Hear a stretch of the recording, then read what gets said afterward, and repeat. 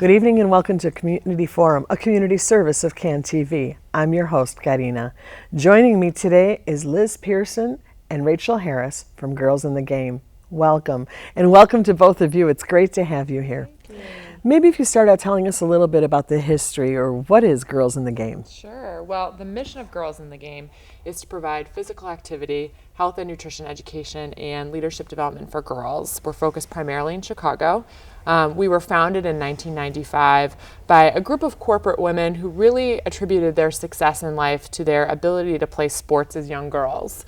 They recognized that they really developed the leadership skills they needed, the ability to solve conflicts without any kind of issues, the ability to work together. The discipline. Discipline, exactly, all through sports. And so when we were founded, the women that kind of started the organization primarily just did sports with organizations. So they worked with girls groups, just facilitating sports activities, but recognized that there was a really big need to incorporate health and nutrition education and leadership development, that girls were really struggling to nourish their bodies appropriately and dealing with issues of body image and self-esteem.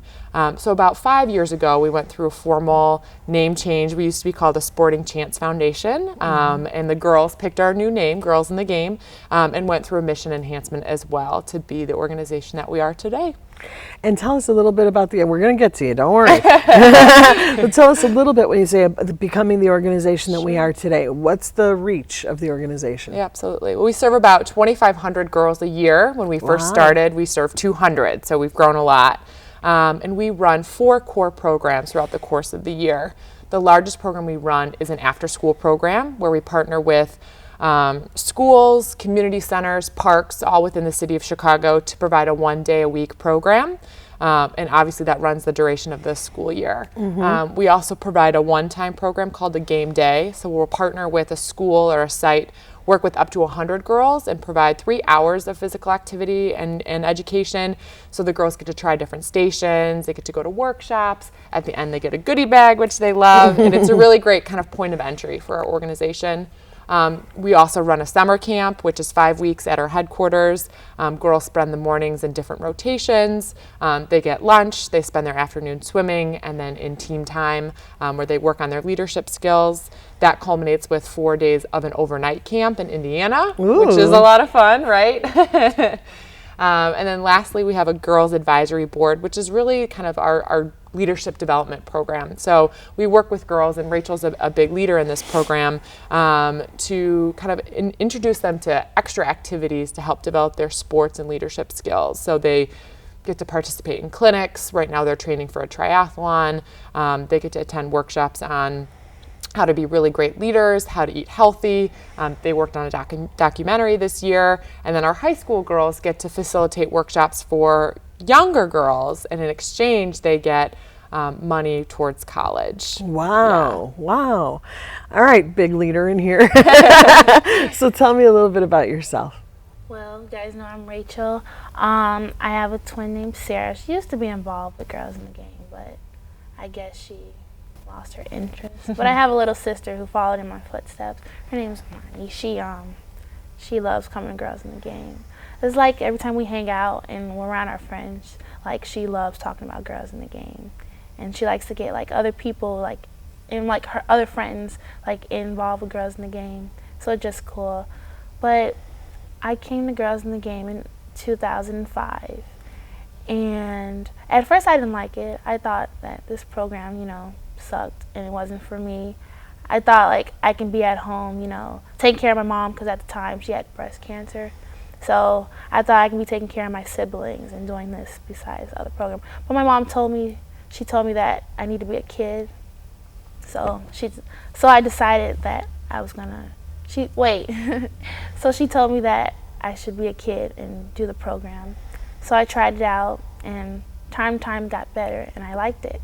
Because at first when I started, it was like I was bad. I got into fights. No, seriously, I got into fights. I was arguing. I was bringing like everyone down, and like I was being a negative leader. So like time passed, and the coaches and the other girls, like they came to me, helped me out, and here I am today, being a leader and doing what I love to do, helping girls, get involved with Girls in the Game. and just being a good role model. And Rachel's been in almost every single program we offer. Do you want to talk about what you do with us? Well, I'm involved in mostly all the programs: Varsity Squad, GAB, Girls Advisory Board, the Union Park After School program. I'm a coach there. Summer camp that's going on right now. What did I do? Oh yeah, the triathlon that I'm training for. And did I say Varsity Squad? And yeah, but I'm in a lot. So it sounds like there's been a huge change in you. It sounds like it's, you talked about getting involved in 2005. That's 4 years ago at this point.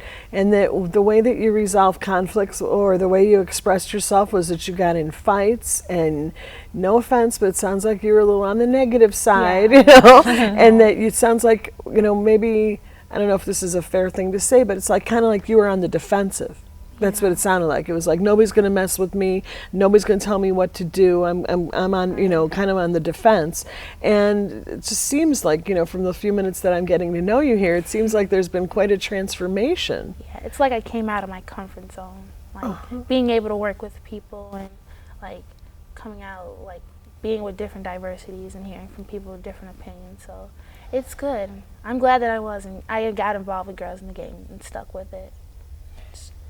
And we were talking before we came in here about when Rachel first started with us, just, recognizing that she had a lot going on in her personal life. And I think coming into an environment where we wanted to support her and welcome her, I think she struggled with that initially. And I was saying that I remember this memory, and I hope you don't mind me sharing, of being in the office. We run an after-school program at our headquarters, and I heard this screaming, and I'm thinking, why is there a child screaming at our office? And I ran upstairs, and it was Rachel, and she was so upset, and she was screaming at the top of her lungs, and she didn't know why, but she was angry, and somebody made her angry. And to see how far she's come from that, I mean, she's definitely one of the best leaders in the organization, and it's a testament to how much girls kind of respond when given the ability to play sports and work as a team and develop these leadership skills. And now she's really kind of paying it forward and serving as a counselor and a role model to some of the other girls that we work with. I just got to ask really quick, how's your mom? She's better. I mean, she went through the chemotherapy and they took all the cancer out, so she's good. She's back on her feet. You would never know that she had breast cancer. I mean, that's great. Her hair is back, and she's just in shape. She's good. Great. Yeah. I'm glad to hear that. Couldn't let that comment go by and not follow up, at least to know. I'm glad to hear that's good news. So, a huge transformation in yourself, and you can feel it. And you wish that your twin had made the same choices, but it sounds like, just the way you said it in the introduction, it's like, well, you kind of have to accept that everybody makes their choices, and different times in their lives, different people make different choices, and there's always, where there's life, there's hope, right? That she'll be more like your lead, follow your lead a little bit, but the younger sister is following your lead. How does it feel for you to be a young person and be a role model for your younger sister and for other young women? It feels like I can make a difference. I mean, if I'm out here, playing sports and trying to be a better leader, then it feels like if I can do it, then anybody else can do it, no matter where you come from or what disability you have. I just feel like everyone has a chance. Everyone has a chance, to do what they want to do. So my little sister, she wants to be a jockey, and she does. She wants to be a jockey, riding horses. Yeah, riding horses. That's awesome. And I'm telling her we have to be in shape, and she's like, "Well, Girls in the Game. That's what's getting me there. I'm doing Girls in the Game. We're doing sports, and we're just having a good time. And it's just good to have her in my footsteps, because she used to when I was the negative way child. She used to follow me, and she'll be bad. She was bad too. I mean, she would talk back like I would, and stuff that you wouldn't see a little child doing. And I saw that, so if she's looking up to me, I had to change my ways, and now she's like a mini Rachel of me. Mm-hmm. Yeah. Mm-hmm. So. Which is a really interesting point, and I think that maybe that's what we want to talk about a little bit more. That, you know, there's still, it's amazing, but there's still struggles in parts of the state about having female sports, about letting girls play on in different teams and in different sports. And, you know, you're talking about role models and you're talking about starting patterns early in life, and I think that's really what it's all about. What do you say? Yeah, we find, you know, we work primarily in the city and we work in some of the highest need neighborhoods in the city, but we also find that girls everywhere need access to sports. You know, particularly in Chicago, there's not a lot of time in the school day for kids to have PE. So that's usually the first thing to go. And when they do have PE, it may be the boys are allowed to play basketball and the girls watch. And we find that if there are sports teams, there may not be teams dedicated just to girls, or they're co-ed, and as a 5th grade girl, are you going to want to pick up a basketball and play with a group of boys if you don't have those skills? So we've definitely found that there's a niche for this type of organization, and we pride ourselves on the way that we teach sports. We assume that you know, girls haven't had a lot of access to the sport, and so we teach it at a very basic level. We try to make it as fun and as silly as possible, and then we have really amazing staff that lead it. So we have staff of all shapes and sizes, of all ethnicities, of all ability levels, and we expect them to play with the kids. So it's not, hey, you know, pick up that basketball, do that drill, do it faster. We're the ones in there playing with the kids, doing the fun, silly relay races, falling on the ground, making the mistakes, so that the kids see, you know, she's trying. She may have never done yoga before, and she's laughing her whole way through it, so I'm not so scared to try. And so we pride ourselves on really kind of attracting a different type of girl that may not be the natural athlete or the one that's going to be able to try out for the basketball team because they're not as sure of themselves, and really giving those girls the skills and trying to get them in our programs and keep them in our programs year after year after year.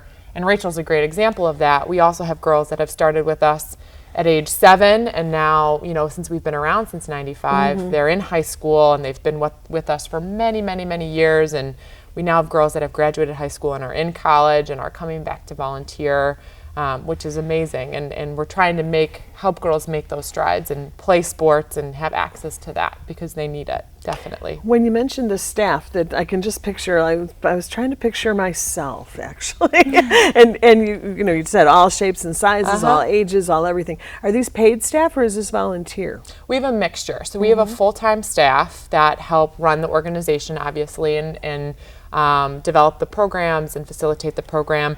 We have a part-time staff that we call coaches that actually go out and implement the programs. So they come to us and get trained weekly on all of the curriculum, and this is specifically for the after-school program, and get a lot of development on how to work with youth, how to engage youth that may be nervous to play sports, how to help them do that safely, and then they are the ones actually facilitating the program. That coaching staff are a mixture of part-time paid staff, of interns from high-level universities, and then also some volunteers as well. So it's a really big mix, and we have no shame in saying, we don't know how to do capoeira as a sport, and a school really wants that. Is there a really great volunteer that can help facilitate that for us? What was the name of that? It's called capoeira. It's like an African martial arts dancing sport.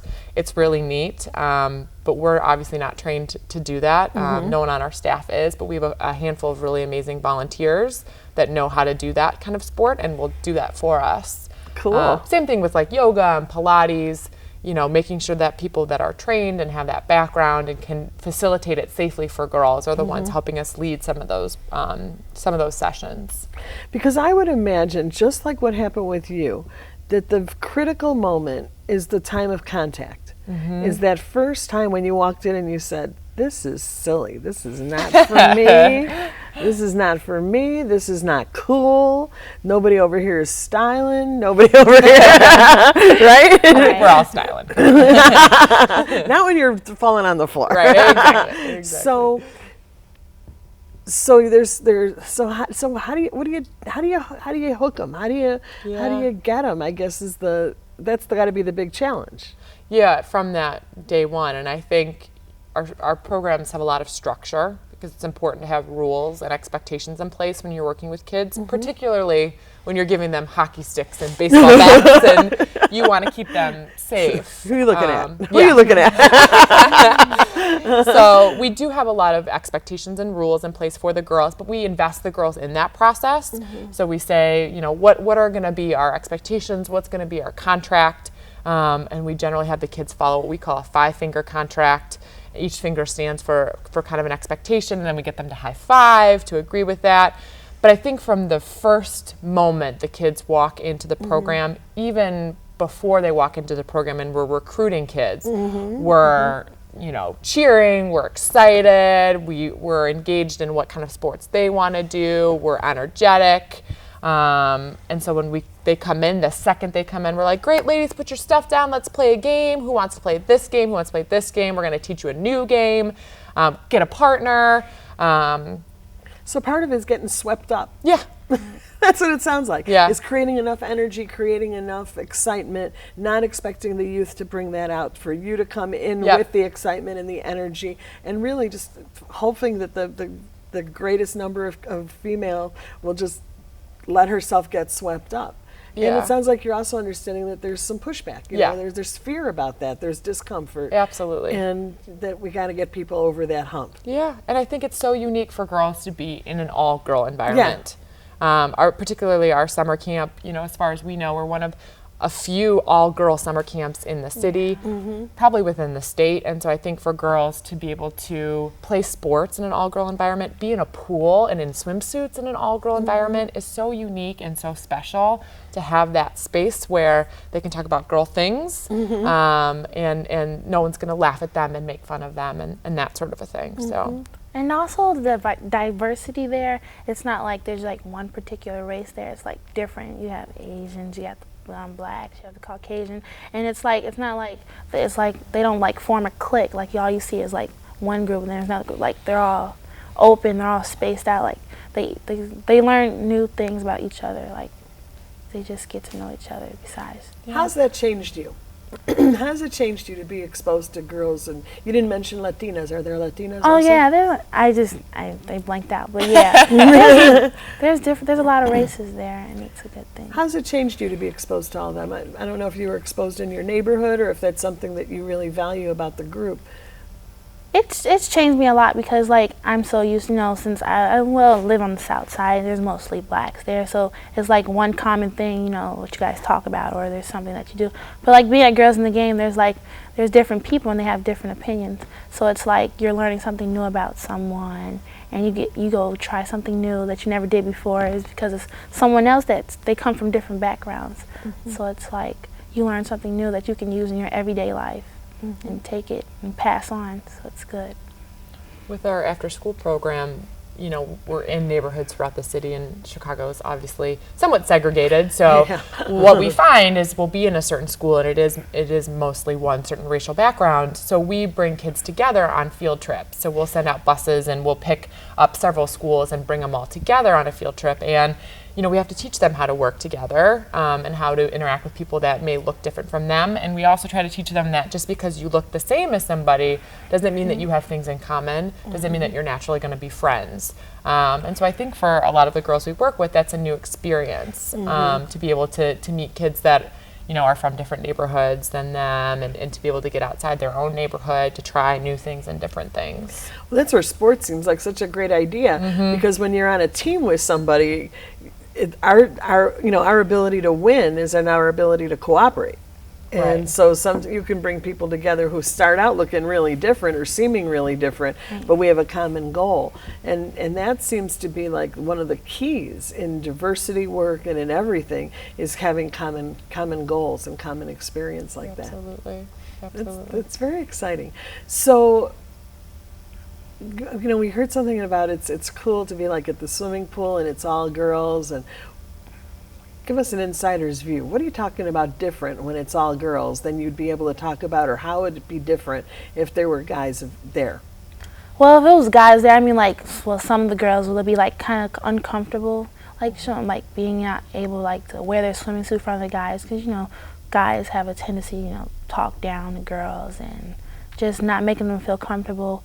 But like having it in all girls, like I think like at summer camp, like it makes them like when they get to know each other, it's like, well, they really don't care how you look. It's like it's what you are on the inside, not the out. So it's a good thing how they all like really don't care what you wear, because it's not who they're trying to see you as. They're trying to see you as in the inside and who you really are. So And then does that go with you so that like on the weekend you go to the neighborhood pool and there are guys and there are families? Does that feeling of I value myself for who I am, not for how I look, does that go with you during the weekend, or is it only there during when you're with the girls? to me it does. I mean, like what I get from Girls in the Game, I take it onto my everyday life. So if like I remember I used to not be able like to wear a swimming suit. I like wear a t-shirt under it because I didn't feel good like by my arms or maybe my belly sticking out or something like that. But like I said, time being there, it's like taught me that nobody really cares what you look like on the outside. It's like who you are on the inside. So now, like if I do go to a swimming pool where there's guys and all, it's like it's my body and I have to live with it, so might as well love it. So not really care what people think, it's what you think. It's the best way. I'm liking this group. And I do want to say that we don't necessarily prohibit men from volunteering or working with us. We've had male coaches who are amazing, and I do want to say it's crucial for girls to have positive male role models as well. And a lot of the girls we work with don't have fathers or father figures in their lives, and so people I think assume that because we're girls in the game that we don't welcome men, and that's certainly not the case. We do welcome male volunteers and male staff, that sort of a thing, and we work with them about how important their role is in the lives of these girls, because a lot of the girls may have grown up with men saying, you're so pretty, you're so cute, but for a man to say, you're so strong, you're so smart, look at how fast you can run, what kind of an impact that can have on a young girl who's been socialized by men in a certain way. So we do, really pride ourselves on allowing men to come in as well and to guest coach and to volunteer and to coach as well. And sometimes when we have to have those difficult conversations about puberty or that sort of thing, maybe the men aren't involved in those conversations. Let me tell you about when I first started. And then it'd be like, yeah. And that's, for the sake of the girls and the men as well. So we do welcome them. But it's, I think, because more often than not, we do have an all-girl environment. It really, and girls can sometimes be not so nice to each other as well. No kidding. And so we've had to help the girls work together to, deal with cliques and bullying and how to accept each other and to build each other up. Well, I think girls in our society are really socialized to compete Absolutely. against one another and not necessarily to cooperate. And what I'm really hearing you say is that there's an atmosphere of cooperation and acceptance and support that sounds really unique. I'm excited for you about that. Yeah. Now you mentioned we're really focusing on the games part, but you mentioned the nutrition and the health and the leadership. Yeah. And maybe we should just get a couple minutes to focus a little bit on those aspects as well. What kinds of things are you talking about when you're talking about health, for example? Yeah, I mean, being an athlete and being active is comprehensive. So the exercise part is obviously important, but then what you're putting into your bodies is obviously very important as well. So in terms of health and nutrition, we teach the girls about how to read food labels, the food pyramid, really basic stuff, food groups. Usually when we're doing programming, we have a healthy snack involved. So we try to introduce them to new healthy snacks, fresh fruits and vegetables. A lot of the kids we work with may not have access to a grocery store, so teaching them about frozen fruits and vegetables can be just as healthy. What are other great options? Everybody in the whole city can buy potato chips. Did you ever notice that? Yeah. Potato chips are everywhere, but Yep. go find an apple, Exactly. So that's kind of the health and nutrition piece about hydration, that sort of a thing. And then this leadership or life skill piece is really the social and emotional learning. That's kind of the hot topic with all the schools right now, and trying to teach girls about how to manage conflict without using their fists, healthy relationships both with their peers and in dating and within families, kind of how to be safe within their own neighborhood, so personal safety, how to kind of recognize that kind of icky feeling in your tummy when you know something's not right, and what do you do with that. At the kind of older level, we do some sexual health discussion on kind of, peer pressure and making healthy choices in terms of your sexual health. And then kind of that sportswomanship piece, that leadership piece. We try to have the girls do a lot of community service and volunteering and giving back. That's also important. Am I forgetting things? No, you got it, like in leadership, like how we go on the interviews. I think it like gets the girls like what career they want to go into, or it's like they're interested in. So like we go on different ones. Like we interviewed Aeon and Levy, is I say it right? Levy. Like we go on, like we interview different women and their careers, and we see what they do for a living. So they're like the girls, they get a chance to like see what, maybe I want to be this in life, or just like have a sneak peek of what's on the real world. Real world. Real world. Say that 5 times. Yeah. Real world. Tongue twister. But it's interesting because one of the things I was reading about recently is about young people getting into these jobs and thinking that they're going to just get paid, you read the same thing, and not being really prepared for what's going to be demanded of them. Right. And it sounds like that Girls in the Game is really giving a sense of how hard you got to work to get what you want. Yeah, and the great thing about our summer camp is we're able to hire a team staff, and so we are able to put them to work and help them develop those work skills, and we make them work very hard because they're out in the heat managing kids all day and have to be on. But we also teach them, part of some of the curriculum we do is about, we call it courteous and courageous. So how do you appropriately answer a phone? How do you shake someone's hand? How do you sit at the dinner table? Those kind of basic life skills that are going to translate far when kids get into college and beyond, so that they are the best representative of themselves that they can possibly be. Fantastic. It's been great talking with both of you. I told you, didn't it go fast? It did go fast. Thank you both so much for being here. It's really been a pleasure. Thank Thank you. I'd like to thank my guests for joining me this evening. You've been watching Community Forum, a community service of CAN TV. Contact CAN TV at 312-738-1400 for more information. Thank you for watching. I'm Karina. Ice cream.